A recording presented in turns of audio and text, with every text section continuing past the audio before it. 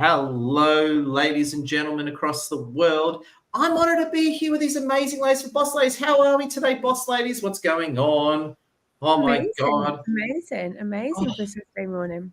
Love you winners. We've got Janine Cunningham, we've got Mary Scott, we've got Tina Brown, Lisa Mackay, and Sabina Slavoski. We've got the amazing Boss Ladies. Now, if you just come into our panel, smash that like, share, comment. If you're watching the recording, thank you. I know I'm a dude, but I just think Boss Ladies are awesome. I was raised by a Boss Lady myself, so I'm here to support these amazing Boss Ladies. And today's topic is mistakes, growth, and gratitude. And believe me, no one has made more mistakes than me in life. Actually, it's not true. I've made a lot of screw-ups, but don't we all? Now, what we're going to talk about is we're going to share some great ideas with you to help inspire you. Whether you're a lady or a gentleman, we're here to inspire you with these powerful Boss Ladies. So without further ado, what we're going to do is we're going to go around the room. Now, our amazing friend Lisa Mackay's with us. And Lisa Mackay's got to go a bit later, so we're going to start with her. And the way this thing works, it's a bit of a panel. So as one speaks, Boss Ladies, if you got any cool quips, feel free to jump in anytime. So we're going to work across the Boss Ladies, but consider an open panel. Does that sound great, Boss Ladies? Are we in the zone? There we go. Awesome. Now, because Lisa Mackay is such a heavy hard hitter, I'm just going to hit her over the head with the first question. Lisa, what's your biggest mistake in life? Only 4,000 people are going to see this and hear this. Biggest mistake. I love this. I love how you just throw me in the deep end with Edward. So I love because it. I know you can handle it. Under the bus, Lisa. Under the bus. Yeah. That's where that comes Correct, from. Mary. You come with me. I love it. So I would say my biggest mistake is not in my life is not making more mistakes. Yeah. Not being brave enough to make more mistakes, because I was brought up, I don't know if anyone else was, but mistakes were kind of like seen as not good. And we were taught to be perceived as perfect. And it was actually quite challenging being brought up with, I love my family, I love my parents, very much perfectionists. And being the fourth one in the family, the youngest, I ended up getting rid of that really, really early in my life, because I could never reach that epitome of, being perfect. So I just kind of let it go, basically. And I wish I did, and still to this day, continue to be brave enough to make even more mistakes, because at least I'm moving forward or sideways, or I'm learning and going with growth and everything. And I'm so grateful for every situation that I've experienced. And if I'm really going to be honest, I don't know if I believe that there is such thing as a mistake. Any Boss Lady reactions to that pearl of wisdom? We'd love to hear it from our great, amazing panel. Any reactions? I love to fail forward, Lisa. I've been failing forward for years, and I call them lessons and growth spurts. I'm about to have a growth spurt. Oh, my God, I'm on one of those vertical learning curves, and I'm about to have this spurt. Can I hold on to it? Do you know that one? Yeah. What do you think, Sabina? I can see something going on there. No, I completely agree. I think mistakes are necessary for growth, right? And if you're not making mistakes, as painful as they can be, and you're not turning them into lessons, you need to be doing a bit more, or being more, pushing boundaries more if you're not making the mistakes. Because I think that's the access to personal, any growth really, is to having those mistakes. It's quickest lessons, right? Quicker than any education at school or university is making mistakes. Yeah, absolutely. Well said. And Tina Brown, what's your retort? I'd love to hear what you're thinking. My retort would be absolutely agree with you. However, would ask you the question: are you a perfectionist? Oof, that's smart. That's the subtext of what I got from what you said. Yeah. You're probably writing yourself quite hard all the time. Yeah. Wrong? Interesting question. No, I'm not a perfectionist. In no form am I a perfectionist, I must admit. So that's a really great question, Tina. I'd go away and explore that one, because I didn't think I was a perfectionist either. If you saw No, I don't. No, I'm not. No, when I see perfectionists, and I'm surrounded by perfectionists. No, definitely not. So but I love that question. Thank you, because I do love that. Being an NLP practitioner, always curious. Hey, And I'm not having a go. I call myself a recovering perfectionist. yeah. And I will never leave that title because I work on it all the time. And it's little things and big things. So it's things in business, which I find easier, but it's things at home that sort of would drive me nuts, and I wouldn't go to bed until all the dishes were done and all of that. And then now, as I'm getting older, I'm like, no, I'm going to bed. I love it. Good for you. It's like being a recovering, let's just say, no disrespect to anyone, but I've got friends who have called themselves, and I have nothing to do with it, recovering Catholics or whatever it might be. So I think that I am, I have been exposed to that perfectionism in my life. And so I'm very conscious of it, as in my family. I think I just went, you know what, I just have to hand this over because it's just not my DNA. Like, I can't, and I choose not to. And I actually love making mistakes. I actually do love making mistakes because I love being real. I love my clients knowing that I'm real, and that I think, like Edward also explains, anytime we're all together in one of our, networking chats, that, we see him, stuffing up Edward, hey, don't we? And in the most loving way, he will laugh at himself, and it makes us feel like, oh my God, we don't have to be perfect either. So I'm very much, not intentionally, but I'll just say, I don't, let me find out. I don't know. I'm not too sure, or whatever. But I love that question, Tina. Brilliant. I love it.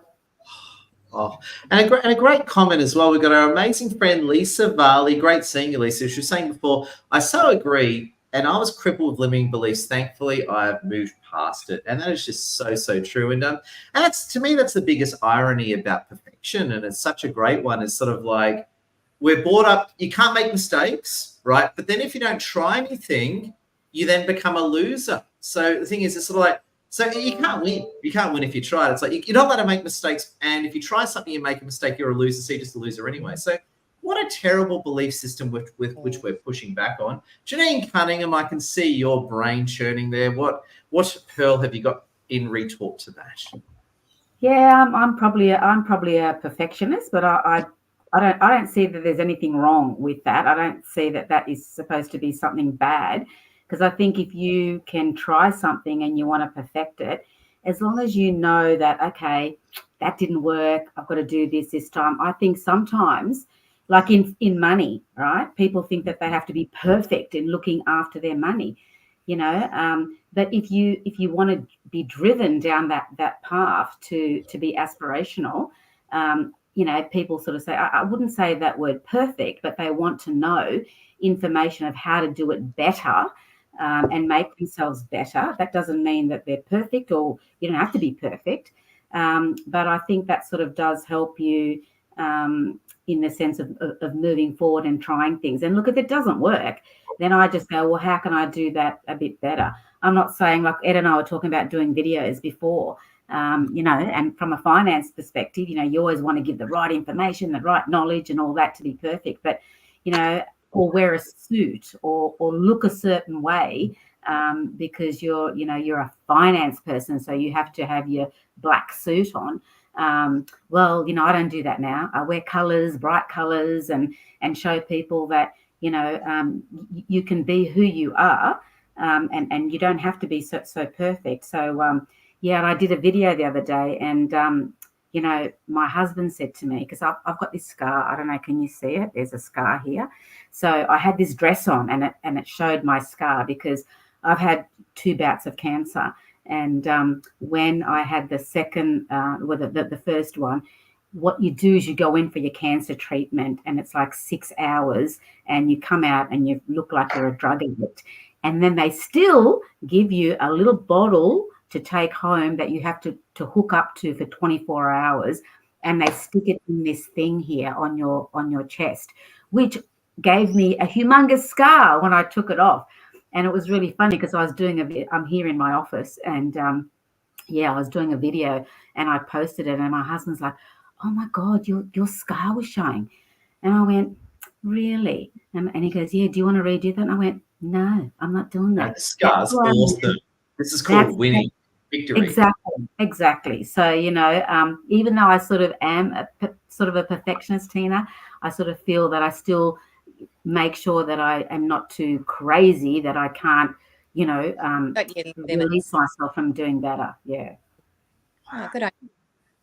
There you go. So you conquered the big C, Janine. So nothing can kill you. You're immortal, right? So there we go. Yeah, Nothing yeah. can kill you. I actually, you know, talking about that, about, you know, the mistakes and that you've made, that, yeah, so all my life I've been really, you know, 150% workaholic type thing. And I think I worked so hard because I run a charity as well. So, you know, I haven't got time to scratch myself. And when I got the cancer, it was sort of like my girlfriend said, you know what, it's telling you something, you're working too hard, you're doing too much, and this is something to tell you to stop and, you know, smell the roses. And I always think, especially with helping women in domestic violence, I think, oh my God, the phone's ringing, they're in danger, I've got to help them. But you know what? They were in danger a week ago or a month ago. And one day of me not calling them back is not going to be a huge thing. And it was hard for me to do that. And I think with the cancer, I hate to say it, but I think that really taught me a lesson of actually slow down. You don't have to do it. You can't fix the world. Just stay in my lane. And what I do for today is enough. Mhm. So for me, they're the Wow. mistakes that I've sort of made previously. Yeah. I think as well, and this is, if you don't mind if I jump in, but also is I Please. think Crosstalk's great. we have to, you know, Janine, like, is we need to take care of ourselves before we can take care of others. So, you know, that whole about, you know, putting our own oxygen mask on first before we help others, because, and it's only when we actually, like, in, you know, for me, I optimize myself so I can optimize others. But if I'm not, you know, and you know, right, and it is those kind of things that happen to us when we realize that we do need to prioritize ourselves all the time in order to help our kids be the better leader. Like, for our kids need to see that, because when they get older, it's going to be even more challenges. So for them to see us prioritizing ourselves, I think, yeah, those kind of lessons when you know, we can get sick, and we need to prioritize ourselves before we can prioritize anybody else. Yeah, absolutely. My doctor, when the first cancer that I had was breast cancer, and the second was bowel cancer. And with the breast cancer, the average is about 2 to 3 centimeters. Well, mine was 10. Wow. And yeah, so the operation. So you were going to nail this. You said, if I'm going to beat cancer, I'm going to be the greatest at cancer. So you just had to go straight to the top. I'm a high achiever. This 2-3 centimeter thing is for weaklings. 10 centimeters, or we're not playing, right? I know. So my doctor said to me, she said, right, because I was so woe is me, and why did this happen to me? I mean, I save women's lives. Why couldn't it happen to a rapist or a murderer? You know, Yeah, so you have this, why me sort of situation. So I said, well, what am I supposed to do? And she goes, well, you know, you live on acreage, and I want you to go and sit on the back veranda, and I want you to count the birds that fly past you. And I thought, what? I'm not bloody doing that. I've got shit to do, you know, like, and she's like, no, this is for you. And I tell you what, it was so hard for me to sit out there. But you know what? I have got this beautiful backyard of trees and all that. And I can tell you, I can name all the birds now and all the ones that fly past. And it's actually quite incredible. So, yeah, I think it's when somebody gives you a bit of a push. So, it was really nice. It was not easy in the beginning, but I guess habit, you know, forms and you become better. So, yeah. Hey, Janine, the more you talk, the more inspiring you are to me. My goodness me. Right. Good on you. I love it. So, Yeah. so I'm still here, Mary. So, you know. That's right. I was thinking about your beautiful green top or whatever it is there, but I was thinking it's very enriching, and it's all about money, that top, I thought. money and power. Yeah, the green, American, the US dollar. Didn't even think of that. Yeah, the greenback. And just quickly jumping in, we've got amazing Felisa Moffat with us. We've got Felisa Moffat with us. I don't know why LinkedIn's playing up. It always does, as much as I love LinkedIn. Mistakes is how we learn for sure. Otherwise we don't know what we're doing and which direction we are going. Exactly what Janine says. I couldn't agree more. Isn't that incredible? If you just come in, like, share, comments, say hello. I'll try and respond to as many comments as you can, but I'll say amazing. Well, we've got the Great Boss Ladies Summit, Mistakes, Growth, and Gratitude. We're going around the ladies and we're having a lot of cross-talk too. So next, Janine, amazing. Janine cannot be killed by mortal weapons. Let's bounce over to Mary Scott. Now, Mary Scott, only about 4,000 people are going to hear this, so it's okay. What's your biggest mistake in life, Mary? Well, I've been sitting here tossing them up. I've got so many, you know, they've got to get in the queue to say, which one will I throw out there to the universe? But, you know, my biggest mistake was a co-created one. You see how I got around that straight away? It wasn't about me. It was, no, look, it was true. You should run for office. That's really good. You should run for office, Mary. That was gold. Yeah. Well, I went bankrupt. I just through a whole lot of some of my mistakes myself a long time ago now. And I remember waking up the next morning and realizing, hell, I don't have a job. I don't have any money. I don't know how I'm going to pay the rent. And I found myself on the floor, Ed, and not exactly all curled up, but close to it. And the phone rang. And I, you know, just like you were saying, Janine, you know, what the hell? And my friend said, what are you doing? And I said, just crying. And she said, get that up and get out there. And I was like, well, thanks for your empathy. You know, I'm feeling like this is, you know what I mean? And it was such a good thing because I did get up and I did go out there. And going bankrupt has impacted my life ever since because it's the question that they ask that you have to answer. And it stopped me in so many areas. But here's the real kicker that I love. It also caused me to get up and go, you know, I had a word there, but I won't use it. I will challenge all of this and I will succeed regardless of what you put in front of me, you know, how high do I have to jump, etc. And it impacts me every day. And the interesting thing is I went to my trustee about a week or two afterwards when I was insolvent and I said to him, I've got this idea. And he said, yes. I said, I think I could run a workshop on going bankrupt, how to recover from it. He said, you're only 2 weeks in. I said, yeah, I know, but I'm into recovery. He's like, you know, it was okay. What's your idea? So I had this PowerPoint. I put it together and he said, what do you want me to do with it? I said, invite everyone that you're trustee with and I'll do it in, there's a room over there. I could use that room over there. We could have about 20 people in it, you know. So he was like, are you kidding me? Most of those people don't want to show their face anywhere, let alone come to a seminar and feel their shame. I said, but I've put all this work in. It's so exciting. It can change lives. And he was like, no, it's not going to happen. So there you go. It's very interesting. Shame's an interesting thing, you know. It's I read a book a long time ago, a guy called John Bradshaw, an interesting man that I actually worked with when he came out to here in Australia, did some inner child work in the early 90s, and he made a profound impact on my life. And he wrote this book, Healing the Shame That Binds You. It's not for the faint-hearted, so don't rush and buy it unless you can tolerate it. And if you're not willing to feel you're stretching, because that's when you're growing, right? When you're stretching, like, do I have to keep going that extra bit? Hell yeah, you do. You just have to keep, you know. But amazing. And so many people that I've met over the years, and many years, because you can see I'm not 21, that bankruptcy has absolutely derailed their life. And yet for me, it was a line in the sand.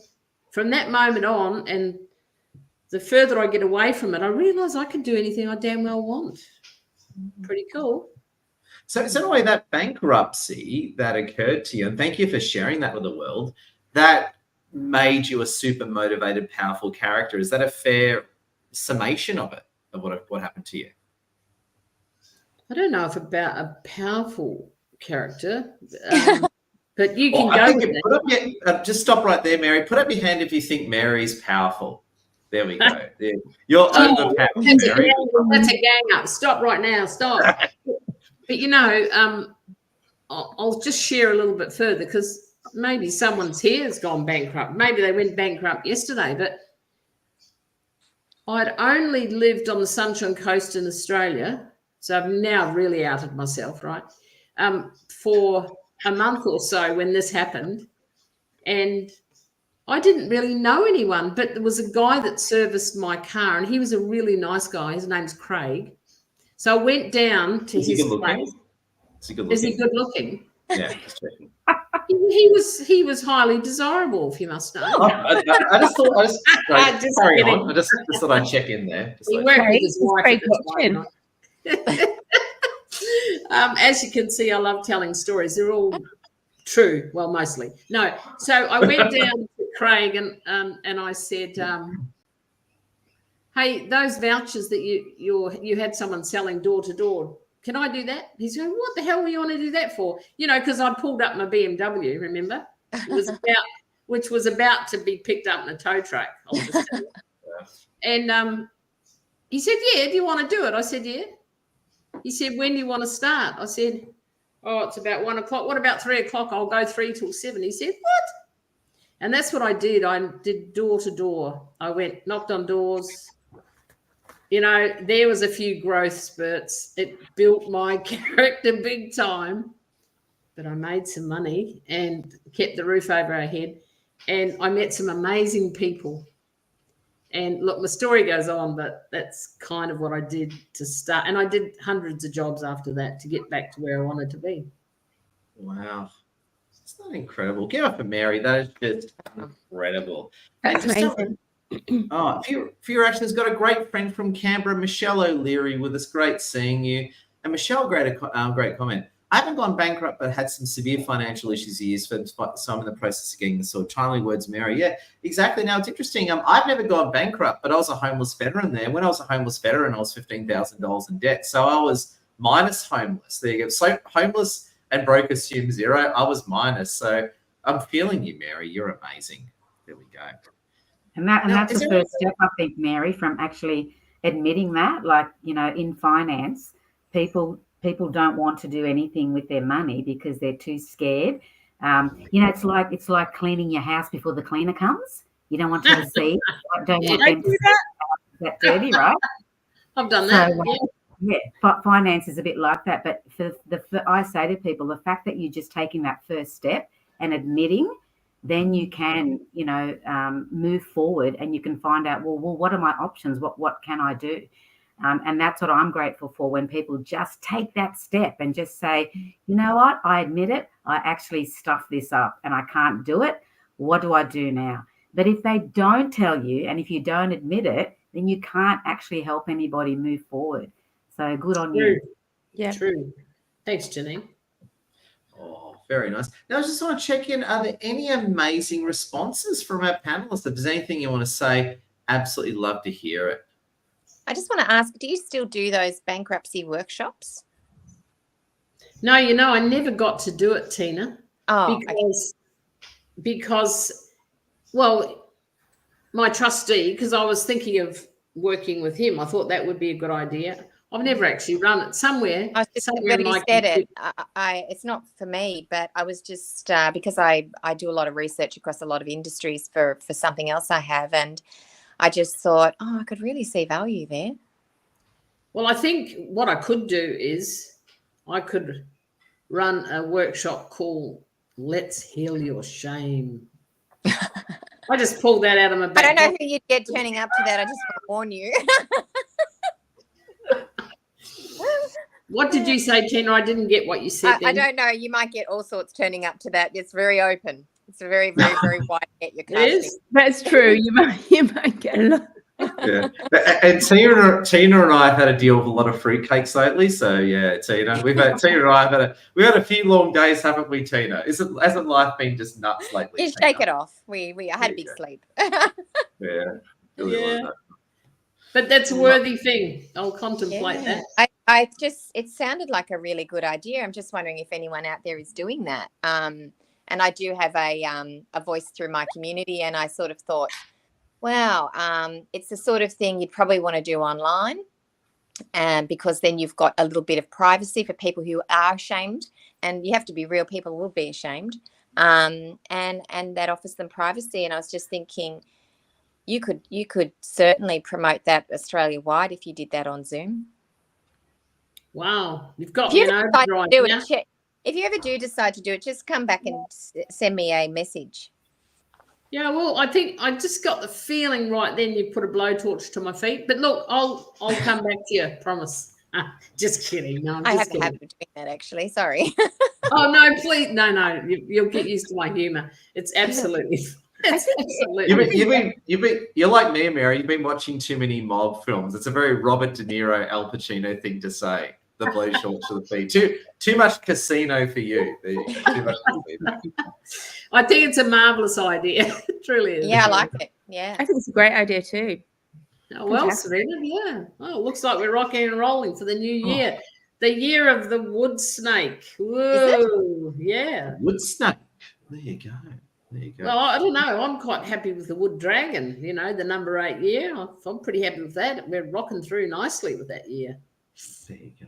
Love it. Go for Mary. Mary, inspiring. We love you, Mary. It's a pleasure. If you just come in, smash that like, share, comment, leave a comment, say hello, connect with these amazing boss ladies over LinkedIn. And we're streaming to Facebook, LinkedIn, YouTube, and the Elon Musk platform. It's great being here. Next, we've got Tina Brown, and we just like asking casual questions around here. Tina Brown, only about 4,000 or 5,000 people are going to see it, and you're just a well-known celebrity. Tina, what's your biggest mistake in life? Honestly, I could not pinpoint that to any one thing, except to say, in all honesty, not following my gut instinct. Yep, there you go. Brilliant. Because I think it's just like a catch-all. Every time I've gone wrong, I have dismissed that gut feeling, and I've gone, no, don't be so ridiculous. That can't be. It must be me, and doubted myself, and it's come back to bite me in the ass, to be honest. So mine's very short. And my advice would be, and I give this advice every time I speak to a woman who comes to me to bounce something off me, is, apart from having skills and experience and all of that and all the due diligence, if your gut vibe is saying don't do it, if your gut instinct is no, then don't do it. But, if you feel it in your heart and it's something you've always wanted to do, absolutely jump in and have a go. So I know it's very broad, but that's the truth. Wow, incredible. And we've got a great comment. I think it's from Felisa Moffat, who's awesome, because my stream out. Oh, it is a Felisa Moffat. And Felisa Moffat gave a great sort of answer. We love you, Felisa Moffat. Such an awesome topic, and I love that we can open up and be transparent with ourselves and be grateful for what you've achieved. And that is so true, Tina Brown. And it's funny, Tina Brown and I have had many, many great chats in this one. We're big community leaders, and we deal with all sorts of people lately. And Tina Brown have been on the defense against crazy nut jobs chasing us around. And I'll tell you what, Tina, that feeling, when you're talking a crazy nut job, doesn't that feeling just activate all the time? Does that happen to you all the time, Tina? Yeah, it flicks a switch inside you, I think, yeah. There you go. Just love it. And Lisa Mackay has to run. Big wave to Lisa Mackay. She has to run off to see a client now, but we love her. We'll chuck in with Lisa Mackay later. So, Tina, I want to ask you as well, while we're on the topic, in response to having mistakes from ignoring your gut feeling, when you listen to your gut feeling, what ends up happening when the opposite is true? Yeah, good question. It generally does pan out. There might be hard work involved, but it generally has gone down the right road. And you know what? You sleep better.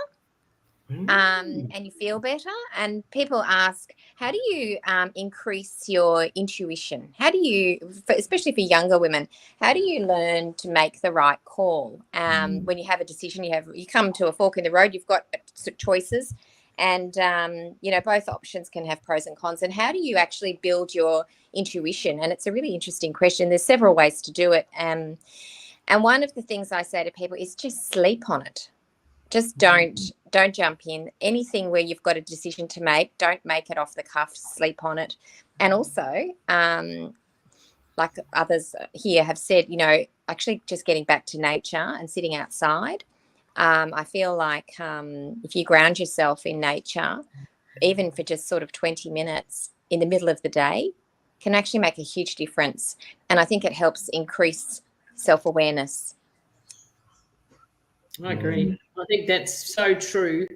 Just get out in nature, get your feet on some grass. Yeah. Beautiful. Well said. There's some science to it as well. When you're in nature, there's you're probably aware of fractals in nature, and the oblongal shapes that are repetitive, they actually take your brain to like an alpha state. So you're actually calmer, and it activates your parasympathetic nervous system. So it takes you from that stress mode into the calm and digest. And then you've got you're open, you've got all these opportunities, and then you can start processing much better. Not only do you feel better, but it's actually, and it is, but not many people see it as that, like it optimizes your performance, right? But it goes against the grain. Oh, I totally agree. And it does. I was actually just having this conversation the other day with someone.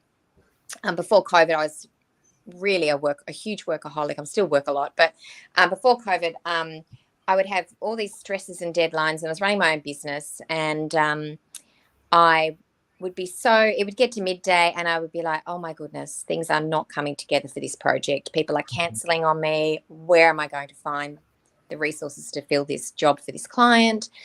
And I'd be really stressed, and everyone around me would be working really hard. And I'd say, okay, well, I'm going out for an hour now. And they'd all look at me and I'd say, I actually have to check out. I have to check out for 1 hour. I'm going out. And I would go even shopping, outside for a walk, driving the car.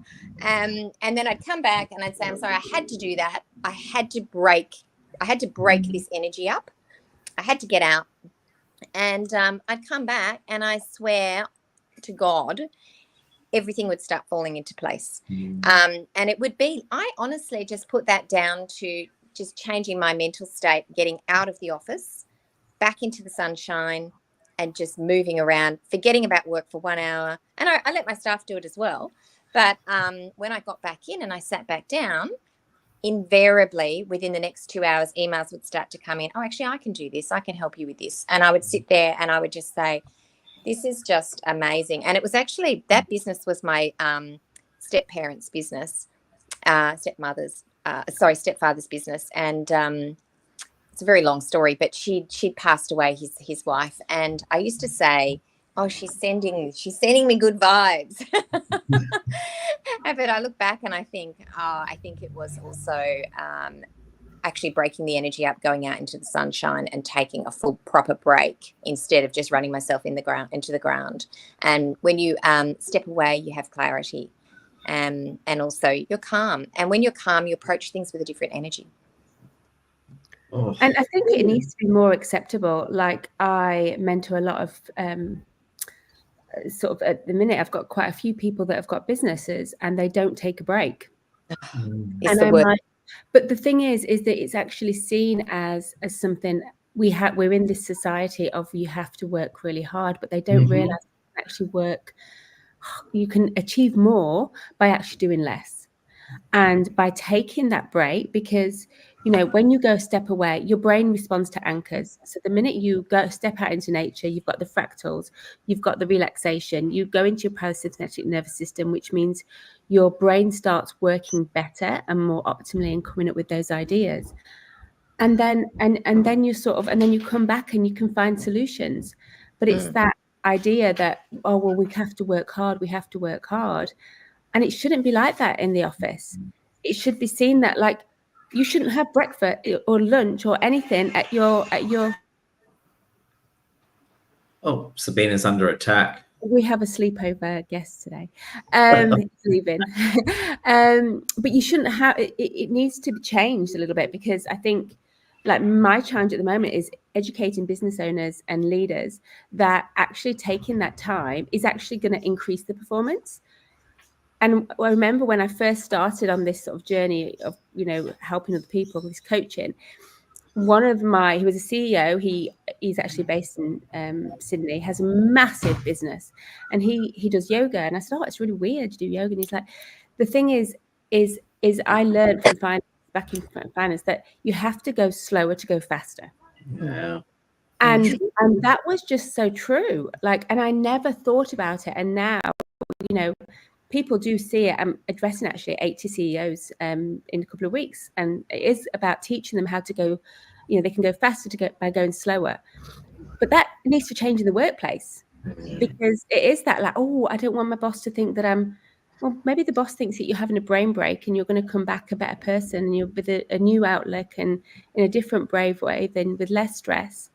And I think people don't realize as well, I'm going on about this, I could talk about this forever, but the statistics, if you look of how they did studies on stress and how it affects your cognition and your brain, is when you're in that stress state, your body's just basically programmed for survival now. That's all it's thinking about. It's not thinking about how to find that solution to something that is not essential for life. And so you can't work under those conditions, or if you do, you're working harder than you have to. And I think people need to see that, because we're all going, or a lot of people are going around in stress, and you can't open the door in a stressed state. You find a better solution. You can't. Not receptive. And and it's funny, because on that point as well, I'd look back sometimes when the dust had settled and the project was delivered, and I'd look back on the work of the day where I was completely stressed out and didn't take a break, and I'd see little opportunities that I could have explored, but I was so stressed I couldn't see them. And the days where I did step away, you know, for an hour or whatever, and then come back, where I felt like everything dropped into my lap magically, and sorted itself out. You know, I mean, obviously they were, you know, days where I felt like I'd won. Ooh. Oh, God. I think also it's about being available. Like with business owners, you think that you have to be available all the time. You have to answer all the calls all the time. Otherwise, you're not doing your job. But the thing is that, look, you know, if you had to see a solicitor at a certain time, you know, they only work certain times, 9 to 5. They're not going to answer their phone or messages at 8 o'clock at night. But as business owners, we think that we have to do that. And I think we have to pull that back and say, you know, it's quality time. Like, you can give it at this time. I don't have to be available all the time. And you can, put the phone down inside and walk outside without it, and be in yourself, because you can perform more when you're giving that time for yourself. And when you're rushed and you're available constantly to everybody, your mind is blowing out anyway, because you're thinking, oh, that person, I'm doing this and doing that. I mean, I know women love to do 10 things at once, and I know we can, but we don't have to. And we don't have to be available. And I know with finance, people are always wanting everything yesterday. And so I just go, well, look, you just now, I'm happy to say, well, you're going to have to get an extension, or I won't be able to see you until Monday. And if you lose that client, you lose the client. It's better for you to lose that client than actually have to put yourself under pressure and then make a mistake anyway with what you're doing with that customer. So that availability to me is it's a lesson for me that I've learned. It's very healthy for business owners and for businesses to set boundaries, not only for yourself, because, you know, then you've got your own free time, because it's hard now, because our boundaries can sometimes be blurred if we're working from home. And you need to have a set place where you do your work and a set place where you relax. But also is you're teaching or enabling your staff or your clients how to contact you. So if you are saying to them that, oh yeah, I'll pick the phone up at 8 o'clock, fine, they're not going to respect your time, but it's your fault because you never asked them to respect your time. And I think it's having that confidence, trusting your gut and knowing that you're worth your worth, and saying, I'm sorry, but this is my time. It's 9 to 5. I'm available these times. If not, it's the next day. And you have to step into that power, because one, they'll start respecting you a hell of a lot more. And also is that they'll start to think about, if they do, then maybe they'll stack up their questions for you at a certain time. And you need to train them. It's not their fault. It's the same. An employee, they learn from our example that we're leading them. Either we lead them into a good habit, or we could be leading them into bad habits. bothering us at 9 o'clock. So the only person really is ourselves that we have to blame, but we have the power to train them and training ourselves to set those boundaries. I think that we underestimate the ability for our modelling, because you never know who's watching. And you mentioned boundaries, and I've always been one to, well, certainly share with my clients, and I endeavour to do the same myself, is teach people how I want to be treated. And in the early days, I didn't know really what that meant, but now I'm clearer.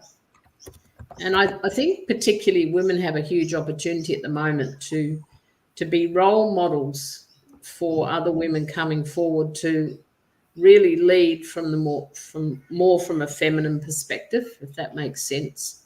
And part of that is, when you think historically, the women of our world have been huge role models. I look at my grandmother, you know, she lived to 99 and 11 months, for goodness sake. She got cheated that 00, but she had 14 children, 2 sets of twins, lost her husband in the war. You know, there's some really strong and powerful role models. There's certainly very powerful role models in my life, but I'm sure that's true everywhere. So I support what you're saying there. And I think boundaries are underestimated, talked about too much. And let's face it, talk's cheap.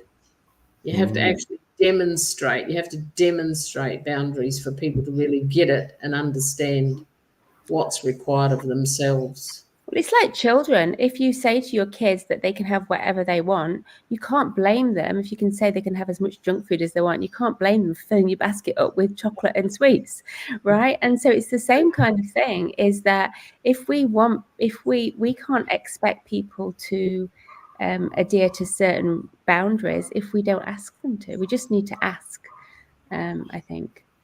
Yeah, I think you're right, Mary, in the sense that it's a female thing. Like, more women over the last couple of centuries are coming into work.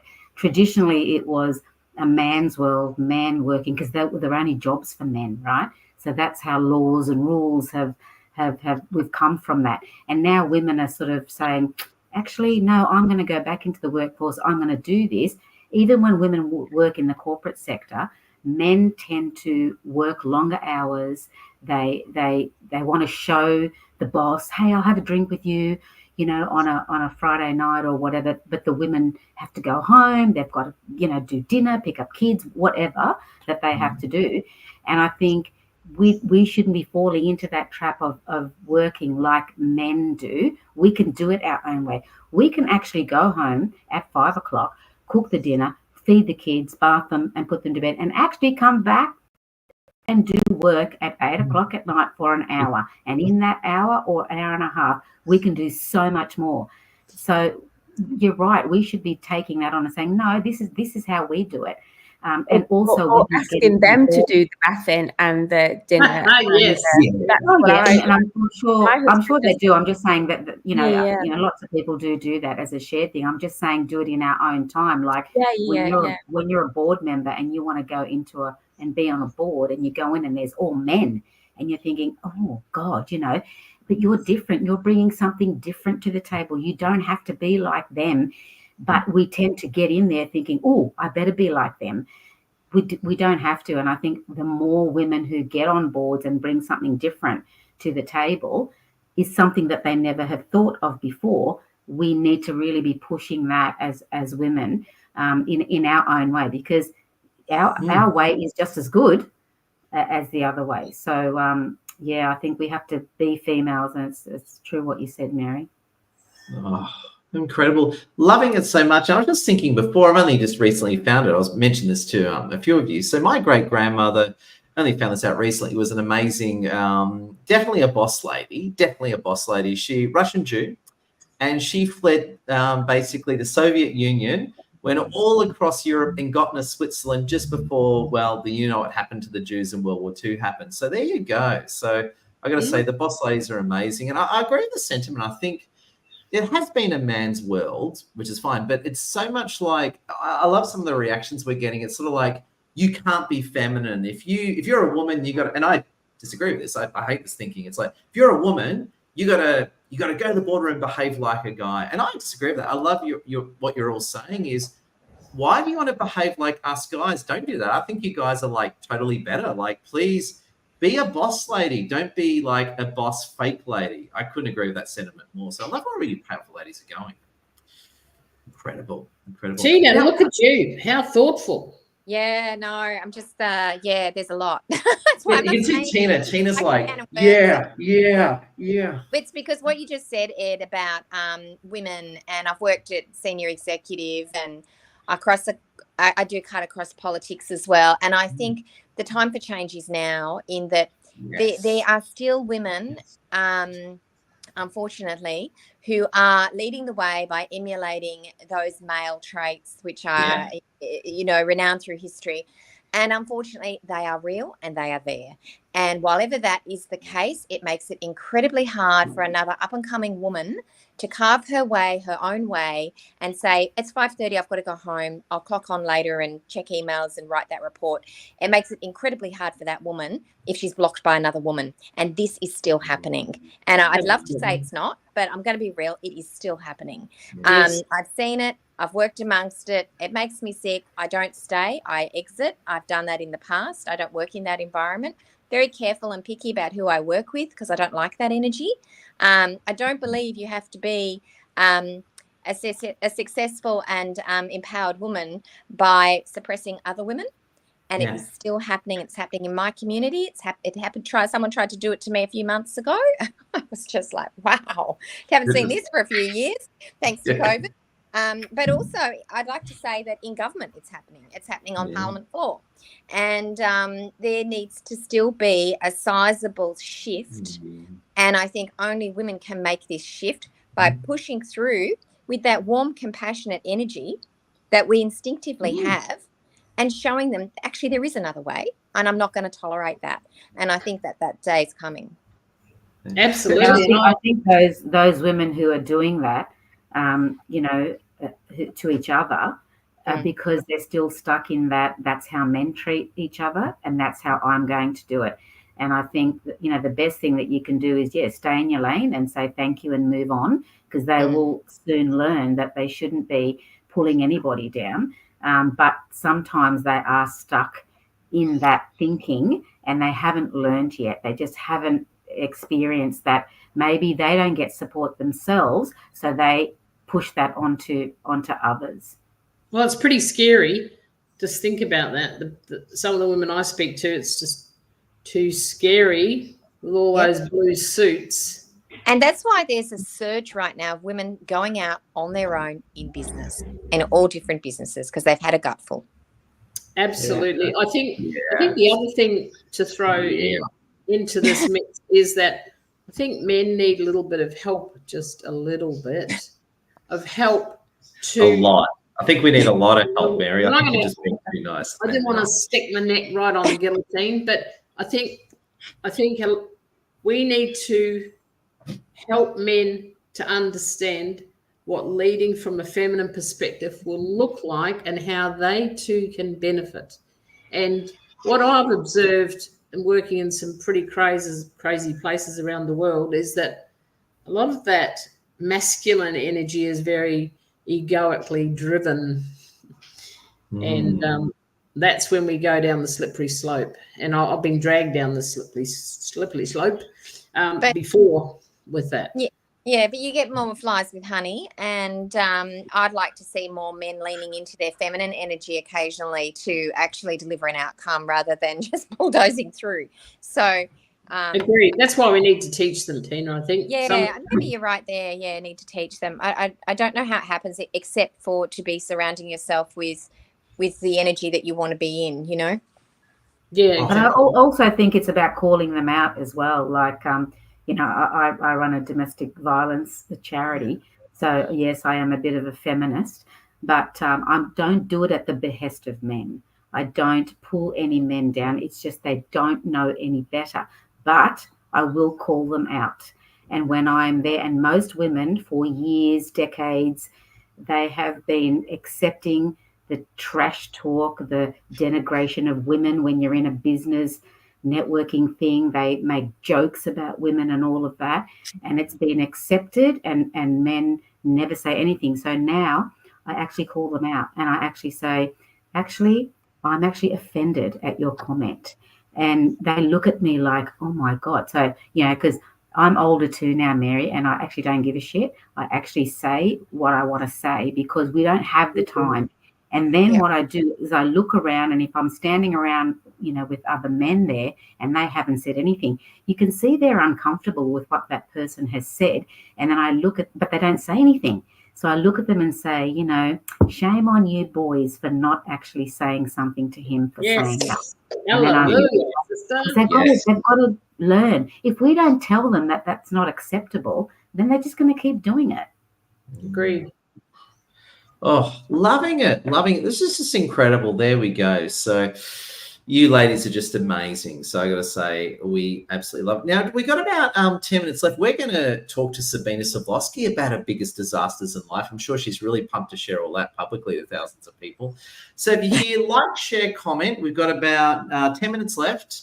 And I just want to say a big thank you. And before we bounce over to Sabina Savlovsky to look at how she's totally screwed her life up, and now she's winning so much and she doesn't care, right? But she doesn't care now. It's like, I'm Sabina and I'm winning, so I don't care anymore. I was just going to say, as a quick follow-up, connect with Janine Cunningham, Mary Scott, Tina Brown, Sabina Savlovsky on LinkedIn. And also, too, we had Lisa Mackay with us before. That's LASAMACKAY. Make sure you connect with Lisa as well. One of our great friends from Perth. And just a few reactions as well. We've got amazing Felisa with it. Love your attitude, Tina Brown. We love you too, Felisa. I don't know what saying LinkedIn user, StreamYard's playing up. And Michelle O'Leary. Michelle O'Leary is one of our great friends from Canberra. Great seeing you, Michelle. An amazing lady. Definitely a boss lady. Sorry to say this happened to you, Michelle O'Leary. In my last domestic violence relationship, I escaped behaviours to save escalation. In fact, actually, just on that one, if I just want to react to, because Janine Cunningham's quite a DV expert. Janine Cunningham, can you react to that comment from Michelle O'Leary with your DV insight? Can you give us another layer on that one?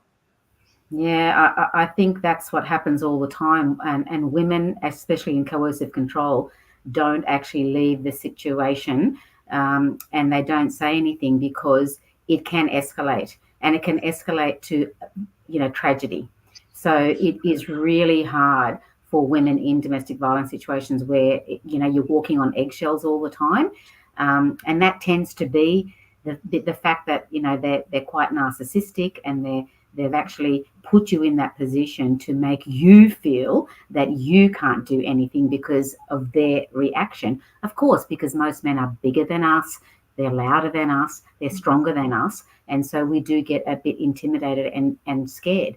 And the fact is that, it is a fact that 72 women have been killed this year and 14 children, and that's because of the escalation. And women, we tend to want to keep the peace, so we don't want to do anything to escalate the situation. And those behaviours are just unacceptable. But there are ways around that. And Michelle, I'm more than happy to have a chat with you personally about some tips and some things that you can do. Just even if you're out of it, all of us can do those things. And just slowly we can show you, because normally our reaction is, oh my God, you want to get mad or you want to say something. And you're right, you can't do that. But I can give you some ways of getting around that.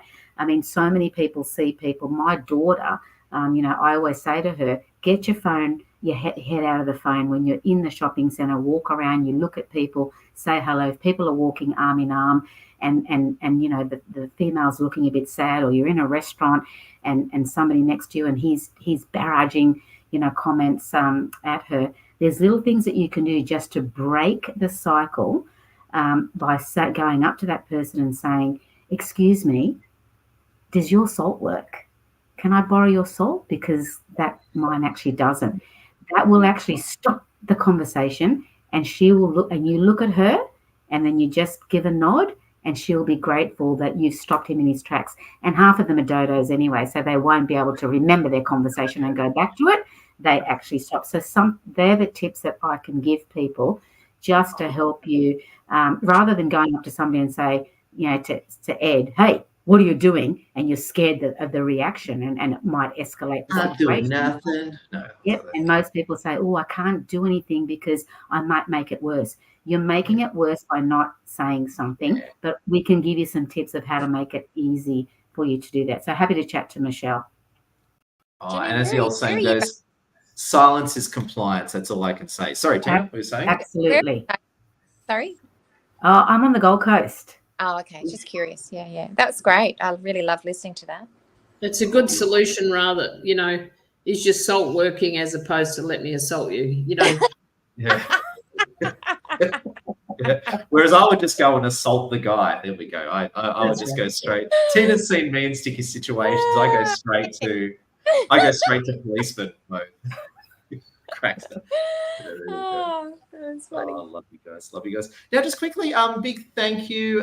We love your work, Michelle Libri. Great leader from Karen. Now, we're going to finish off with a special on Sabina Sawalski. Sabina, you've waited so patiently. Now, Sabina, tell us about how you totally screwed up your life. Your biggest mistake. Tell us. Only 5,000 people are going to hear this, so tell us. Don't disappoint, Sabina. There's no pressure. Yeah, we want big. We want super fail. Well, like you ladies, I can't remember who it was that said, how can I pinpoint it, right? There's so many. But when I was preparing for this, I was thinking about the biggest one, and I think it's been my health issues. So, I do health and performance. That's my gig. But it was because of my mistakes that I made in my health. But starting from the age of 13, I had, I was very, very depressed. I was a yo-yo dieter. I had very disordered eating. I was bulimic. I had all these different issues. And I made very many mistakes. I was a scientist, right? My background was human biology and physiology. So I knew what I was meant to be doing, but I wasn't doing it. And I made all these mistakes. And at the time, I beat myself up a lot about it. But I think now, if it wasn't for those issues that I'd gone through, I wouldn't be able to empower other people to and how to do it. And they wouldn't be able to learn from my mistakes and avoid my mistakes. And so now I do something called the Body Reset, and it's a holistic program about health, right? Mental and physical health, and about gut health and hormone health, because those are things that I completely never thought about. I just thought calories in, calories out, go to the gym as much as you can, don't eat whatever. It was very black and white. And I just think that if it wasn't for those mistakes that I'd made, I wouldn't be empowering other men and women to avoid those mistakes. Like, my system's really, really simple. It takes like 2 weeks to get into it, but it's only out of those years of mistakes and pain and the loads of antidepressants and loads of just all that. So it actually makes me a better person and makes me a better coach. And I wouldn't be able to coach people on things like that if it wasn't for these mistakes. So I think, like Tina, all our mistakes, right, as coaches, they actually become our plethora of all the things that we can actually help people overcome. So I think the more mistakes as a coach, and then for other things, the more people you can help, because you have more strings to your bow.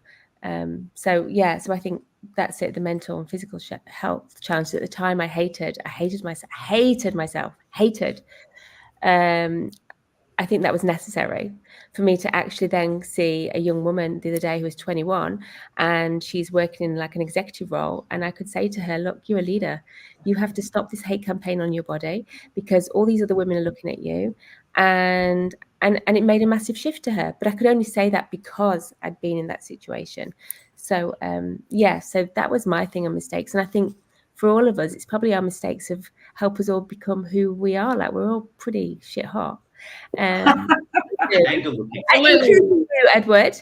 But I think it's because of, when I learned about Edward, I was just blown away about him. I think all those things, those stories that we have, they are actually enriching us. They're not taken away from us. They're making us actually better at what we do, be it a parent or, just a friend or a spouse or a coach or a money mentor or, empowerment coach. Any of those things is, so it's necessary. So all those things. So just think, And just quickly, just jumping in, we've got Kate Mitchell with us. Apologies for streaming, not showing the name, but Kate Mitchell, we love you, top photographer from Sydney, award-winning photographer. I love learning from you, Sabina. The changes I'm making in my life now are making me feel so much better for myself and here. And if I can just give a quick testimony for Sabina as well. A lot of you know that I had a really bad binge eating disorder, which I'm pretty ashamed of a few years ago. And Sabina's one of the great ladies who helped me break it. Sabina, I used to be 3XL, I can now fit in a large Sabina. So your stories about your own eating disorder really impacted me. You're amazing, Sabina. So big thank you. Oh, I wish I could take the credit. I can't. You're pretty, one of the you're pretty characters. special, Edward. But I think as well is what we have to remember as well is, and I tell people this all the time, and I tell my clients, I tell my kids, life happens for you or to you, and it's a choice. Like, I think I was bullied at school. I'm grateful for it, right? I had shitty eating or disorders. I'm grateful for it because it's made me who I am. So if I wasn't bullied at school, I probably wouldn't be doing this. Like, you know, it's actually really good. And then that means I can help somebody else avoid what I went through. So I think all those mistakes actually make us better people.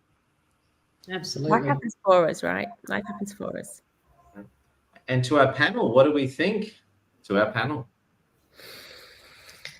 I think that what you're saying is absolutely correct. And when I think through the years of my life where, like I said in the beginning, failing forward, you know, I got out of school at 15. I hated school so much. I loved sport. That was my thing, you know. And I think there was a reason for that, because since then I've been learning so much. I think if I'd done it the other way around, who knows where it would have, you know, it's pure speculation, isn't it?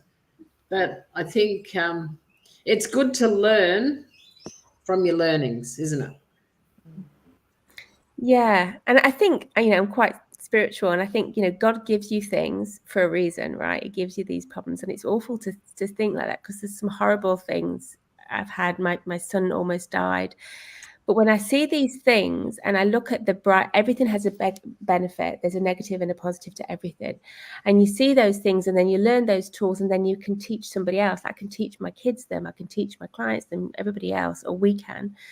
I think it is like, these are, you know, even the shitty things in life are actually, if you see them as gifts and unpack them properly and unpack what they really got to give you, I think there's a lot of power in that. Like, it can make you a better person and a lot of growth. Yeah, that's absolutely. where coaches come in, isn't it? Oh, sorry. I think that's where coaches and therapists comes in. It's a fundamental right for everyone to have a coach and a therapist to help you to unpack and come out with a positive outcome, because not everything has a shitty, horrible ending. Some things have profound change and have the capacity to affect many people. Yeah.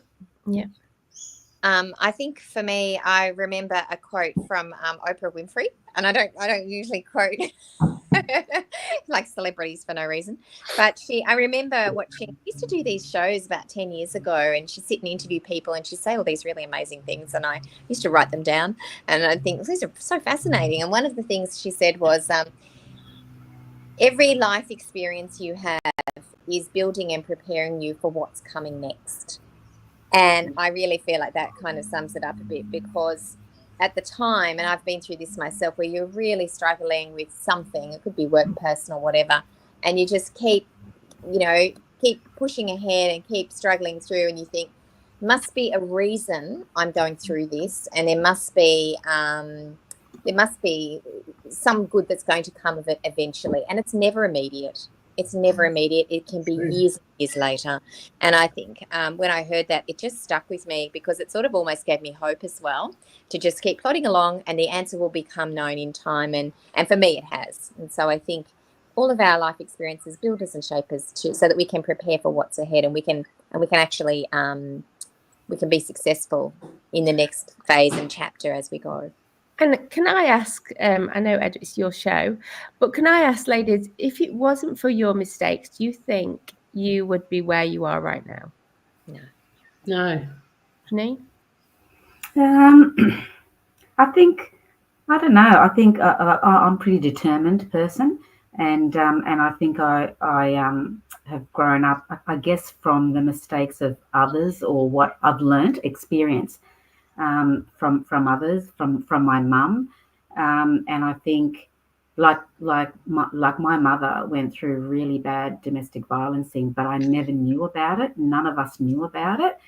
And then when I was doing Safe Haven, years and years later, I sort of didn't even know why I was doing it. I always had a civic duty. I'm a community person, always give to others, but I didn't know why I sort of fell into that. And then my mother told me about this story, and I thought, wow, she had saved us from the experience, or from telling us. She didn't want to denigrate my biological father's reputation. And I sort of thought, wow, I could have learned from that experience, Mum. But I don't know, maybe subconsciously I didn't know about it. I fell into doing domestic violence.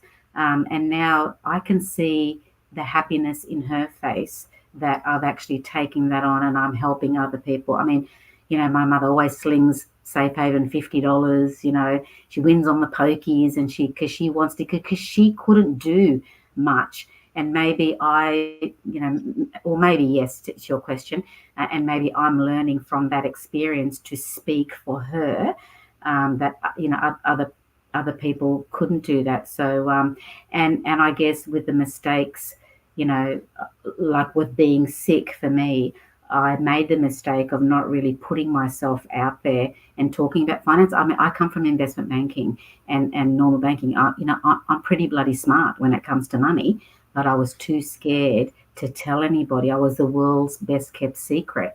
And I think when I got sick, I just sort of thought, like even with Ed, you know, he's been helping me and getting out there.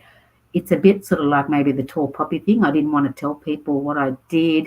But now, actually, I don't give a toss. I'm actually going out there, and if people don't like me or they don't want to believe in me, I'm now, like my girlfriend said to me, you know, you've made hundreds of women millionaires. Why don't you tell people that? I'm like, I'm not going to say that.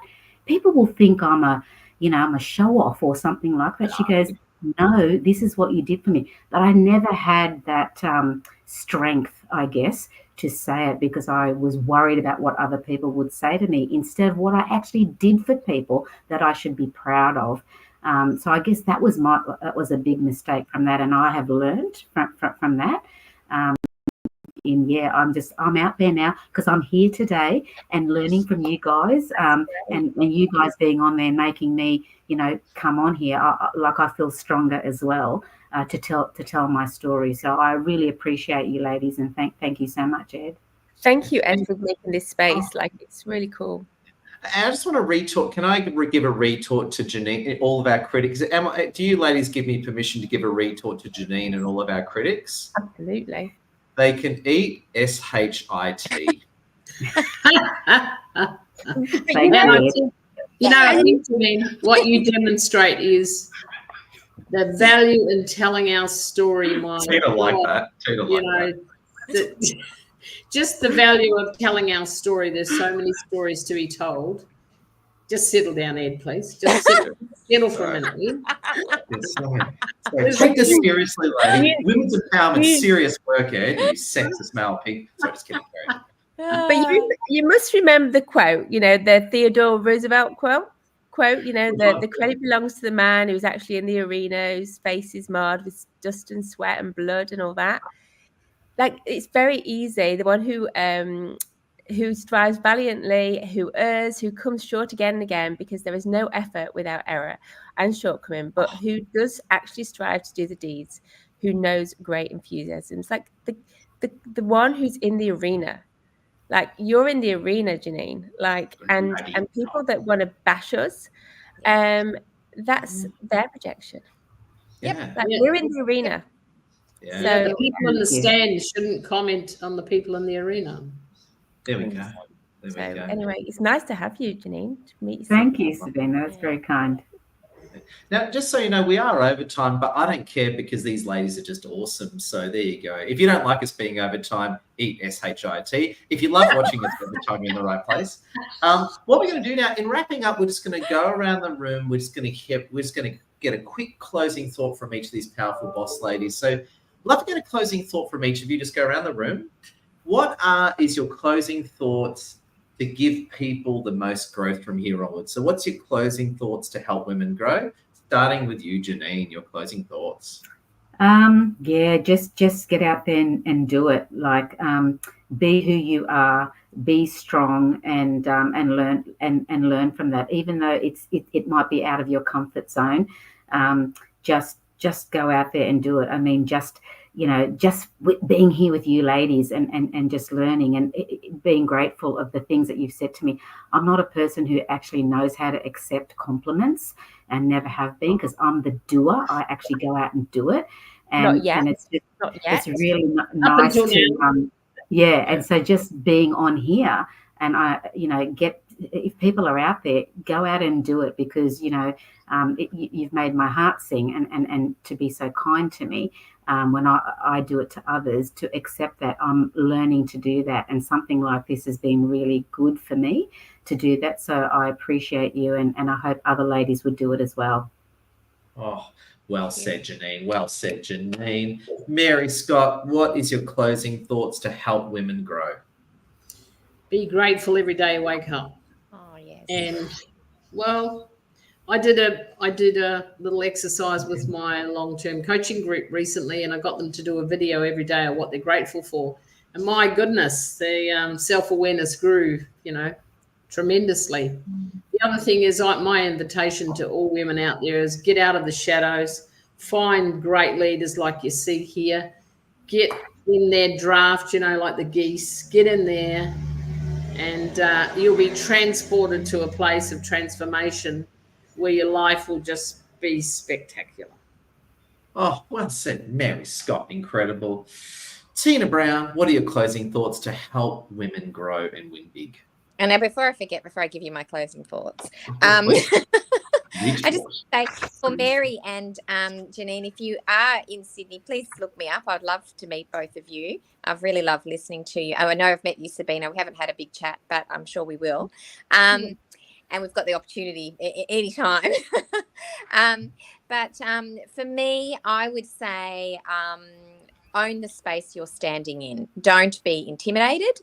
Don't feel like you have to conform to what's around you. Don't dress down. Don't subdue your light to make other people feel comfortable or confident around you. And if that makes people uncomfortable, that makes people uncomfortable. But that's how I live. That's how I've actually always lived. And I can remember even back in the day going out with girlfriends, in my 20s, and they would say, "Oh, Tina, is this too much what I'm wearing?" No, you like it, you bought it, you wear it. It's not your problem if other people, judge you and say you're overdressed or you're this or you're that. So for me, and what I tell people and what I tell my kids is own the space you're standing in. If you've worked for it, whether it's your dress or whatever it is you've got on or whatever you're doing in life, just own it. Because if you walk in with confidence, that makes all the difference. And like goes to like. 100%. Actually. Oh my God, Tina, I'm so inspired right now. I feel like after this, I'm going to write a big post on LinkedIn abusing my critics. So it's going to be great. Sounds good. I said own the space you're in, not abuse. Oh, sorry. It's just saying owning and abusing people. All right. Maybe we'll have a chat afterwards, Tina. Sabina, finishing up, Sabina, what is your closing thought to help women grow? I'm so with Tina, like own it. If you go in there and you've got a dress and you're hiding and, then people will look, just own it. If you got whatever, big boobs, big bum, own it. Don't give a shit about anything else. The most important I'm so sassy. The most important person you need to impress is yourself. And if you can't think of yourself, think about yourself as a little girl. I have a picture of myself as a little girl. And when I'm, being a bit hard on myself, I look at her and I say, will she be happy with this shit? Genuinely, no. Next question is, one is, think about what if your mistakes, everything that you made, all the mistakes were actually gifts and they were just wrapped, disguised in funny paper. Oh, I love that. So, at Christmas, we have those kind of gifts. Think about every gift. And if someone's struggling at the moment, like, if somebody's struggling in business, whatever it might be, is think about what gifts are in there, because there's always something, even if it's very small, but just take the time and there is something there. And if it's not, even if it doesn't deliver right now, the gift might be in a year or 6 months or 6 weeks. but just have that faith, and you've got it going on, whatever you're doing. So yeah, see it as a gift. Oh, there we go. Round of applause. You've heard it from the boss ladies. So amazing people from around the world. Stay tuned for our next one. We'll be back next week. Bless Summit. Connect with Janine Cunningham, Mary Scott, Tina Brown, Sabina Solosky, and Lisa Mackay, who's with us earlier. I just want to say, on behalf of all of us, thank you for being here. Keep growing, keep winning, and remember, we love the boss ladies. Thank you, everyone. Stay awesome. Love you, ladies. winners. Keep winning. You're amazing and so inspiring. Thanks, Ed. Bye. Lovely to meet you, ladies. Good to meet you all. Nice to see Bye-bye. you all.